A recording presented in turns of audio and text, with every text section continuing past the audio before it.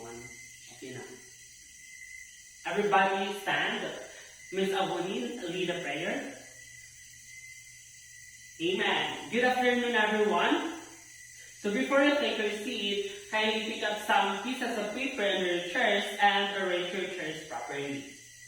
You may now take your seat. So now I'm going to check your attendance first. Ahunin, Alimango, Baroto, Uta. Since all of you are present, I will give you an extra point. So now, before we proceed to our lesson, I am going to introduce to you our classroom rules. First is listen carefully. It is very important to listen carefully for you to understand my lesson. Second is raise your right hand if you want to answer. And the last one is respect someone when talking in front. It is very important to respect your teachers while talking in front for you to gain more knowledge. So now, I have here so before that, rather, I believe I gave you an assignment yesterday. So pass it forward. Late papers will not be accepted at the count of 5, 4, 3, 2, 1. So I want someone to volunteer to recap our lesson yesterday. Okay, Miss Balagan. Okay, very good.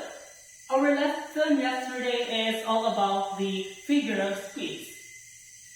So now, before we start, I have a prepared activity for you to test your understanding. So activity 1, find me. Instruction, read the literature entitled Note of the Apprenticeship and identify the phrases, clauses, and sentences. So here's the rubrics for you to be guided. So I will give you a 10 minutes to finish the activity. Okay? Are you done? So pass it forward at the count of 5, 4, 3, 2, 1. So since we are done in our activity, so what are lesson for today? Okay, Miss Abba. Okay, very good, Miss Abba. Our lesson for today is all about the phrases, clauses, and sentences. But before that, I am going to read to you our lesson objectives for you to be guided. So, at the end of the lesson, the students are able to A. Correctly analyze a note of apprenticeship to distinguish between phrases, clauses, and sentences through Find Me. Properly construct sentences, clauses, and phrases demonstrating their understanding of sentence structure, and last one is deeply appreciate the importance of using phrases, clauses, and sentences through sharing. So since we are done in our objectives, so here's our lesson.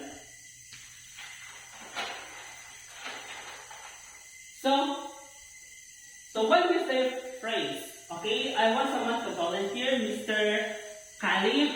Okay, please read the phrase.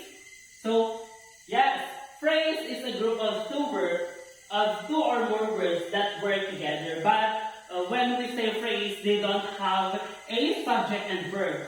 Phrase are not complete ideas of their own. So for example, I have here 3 examples. First is in the park. Second one is the tall man, and the last is running fast. So second, okay, Miss Uta, please read the second. Okay, yes. So when we say clause, a clause is a group of words that includes a subject and verb. So that is a clause. So I have here a example. First is she feels great because she runs daily. Second is who is coming today? The last is, if it rains, we stay who. And the last one is sentence.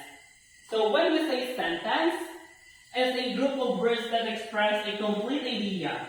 Example, the dog barked. Second is, we went outside after the rain stopped. So I have a question.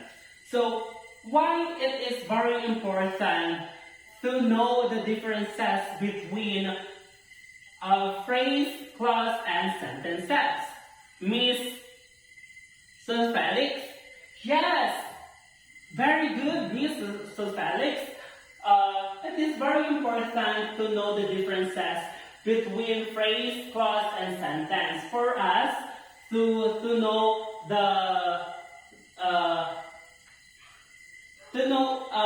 what is the phrase, clause, and sentence. So now, let's proceed to the activity. So, activity 2, instruction.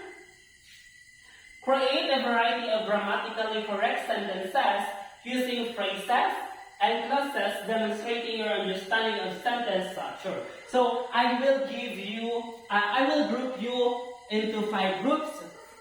Group 1, Group 2, Group 3, Group 4, and Group 5. So, I will give you 10 minutes to finish the activity. Okay, are you done? Okay, if you're done, kindly pass it forward at the count of 5, 4, 3, 2, 1. So, I want someone to volunteer to summarize our lesson. Okay, Miss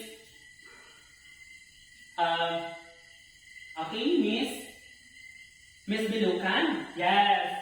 Our lesson is all about the importance of phrase, clause, and sentence on how we are going to identify the differences. Okay. But before we end our meeting, so I will give you an assignment for that will be passed tomorrow.